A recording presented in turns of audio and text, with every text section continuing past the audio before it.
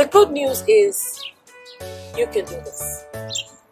And I'm going to encourage you, whatever you've been through, my prayers are with you, my thoughts are with you. Hi, I'm Dr. Rolla, and today I want to talk to you about how I've enjoyed my life since my divorce. This is going to be a series of videos giving you tips, tools, and strategies that I've used over the years to cope with my emotional pain.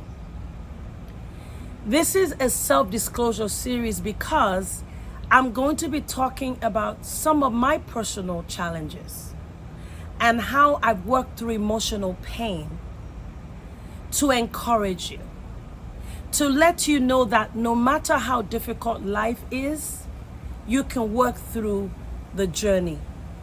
You can embrace healing, and it may take a while, but it is worth embarking on. I wanted to talk to you about how I've enjoyed life after my divorce, not because divorce was pleasant, but because I learned so much from a very difficult situation, and it's been life transforming, and it's been a wonderful growth opportunity for me. I'm going to share tools with you, and I'm going to do very short videos so that I don't overwhelm you with too much information. Just a little bit of a background about my relationship history. I got married in my early 20s, and I was married for 15 years. The person I was married to, I first met him at the age of 14. I wasn't dating him then, but I've known him that long, and I've known members of his family. So you can see we grew up in the same neighborhood. About 14 years ago, it was clear to me that my marriage was going to end. And it was a very painful experience for me.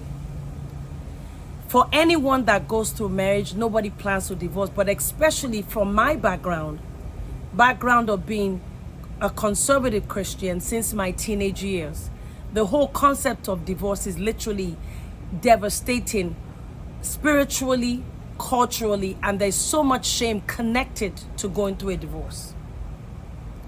But it became clear to me that if I'm not careful, I will drown in the grief that I was going through. I had to begin to make some decisions. And as I began to make those decisions, I don't think I even fully understood how beneficial it would be in the short or long term. But here I am, 14 years after, living a fulfilled life, feeling good about where I am, and seeing what was a very devastating experience as an incredible experience of revelation and understanding about my own life's journey, about how I see God in my life, and how I relate to other people. And it's probably one of the reasons why I speak with you with so much passion today and so much faith, that no matter what you go through, there is light at the end of the tunnel. One thing I did, and I'm going to share little tips from one video to the other, is that I began to identify what my needs are. I did what I call need identification. When you are married to somebody for a few years or long, whatever, how many years, you have devoted a lot of energy and power into resources into that relationship. And that's what you need to do for it to succeed. And I have no regrets about that. But if reality comes and you're dealing with grief about divorce, for me, I had to begin to find out, what do you need to survive? What do you need to go through this so that this doesn't wipe you out? And I began to identify certain areas of need and began to plot and chart what those needs are specifically and what I will need to fulfill those needs. That forced me to look into my own self and ask myself, what do I have within my own repertoire and my toolkit to meet those needs, and what do I need from other people? That process in itself did not mean that I could answer all those questions, but it enabled me to gain self-compassion for what I was going through. I refused to allow the grief and the pain, the loss or what I wanted in my relationship. Sorry, it's a little bit sweaty up here. It's hot. To take away from who I am completely. Yes, I'm grieving. I'm not going to deny that. But I had to accept this reality. Regardless of whether I wanted reconciliation in the future or not, this is my reality. I was no longer in denial. I've been in denial for too long. I am actually going through a divorce. My marriage is going to end. And I need to make sure that I look out for myself. And looking out for yourself does not mean you're being selfish. You're giving yourself self-compassion. You're honoring yourself as a person. And you're now beginning to strengthen your coping tools so that what has happened to you doesn't take you out completely and cause you to be in a place where you may not be able to function. So I began to identify social needs.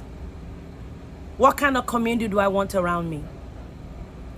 What kind of people do I want to connect with me? To identify my strength, validate the good things I've done, and also help me to identify the areas where I'm weak and I need help. I began to identify tangible needs. What kind of help do I need for childcare? What kind of help do I need to manage my money better? Now that my income is one income, what kind of information do I need so that I can keep my head above water and stay out of debt? Or if I had debt, how can I clean up that debt? Then identify spiritual needs. What kind of community do I want to be in? My church community. How do I want to lay emphasis on the reality that I know I'm deeply loved of God and I can't play with that?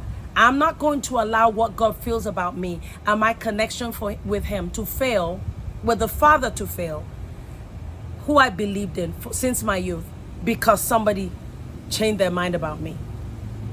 Then I began to seek for informational needs. What is some of the impact of divorce? What can I do to mitigate the negative effects of divorce? Identifying those needs helped me to put my grief into perspective. So instead of the grief crippling me and eating me up totally, I was beginning to decide that I gotta move on. Even if it's one step at a time. I gotta find out what I have and I gotta look for people around me that are there to help me. I began to look away from that person that I was married to as my primary source of support and began to look at the possibility that God is going to send me a whole bunch of people and give me a whole bunch of information to help me to go through. I want to encourage you today that whatever you're going through, begin to identify what your needs are. It makes you feel like you're a person. It makes you know that even though you may feel rejected and abandoned, your needs are valid, your thoughts are valid, and you're a person that needs self-compassion and support. And even if you don't know who is going to provide that support, just making a note of it helps you to anticipate the possibility that things will get better in terms of support. If I was to completely look at just what was going on in my marriage, I would have been drowned out by the grief. But subconsciously, I was empowering myself and I didn't even know it. I was giving myself validation. I was telling myself my children and my family and my legacies were fighting for in spite of what I'm going through. And I was building myself up. Holding the pain in place, but also validating my need. Helping me to balance it out. And giving me distractions from the pain in a healthy way. So that I'm not totally crippled by the effect of what I'm going through. Today's tip, need identification.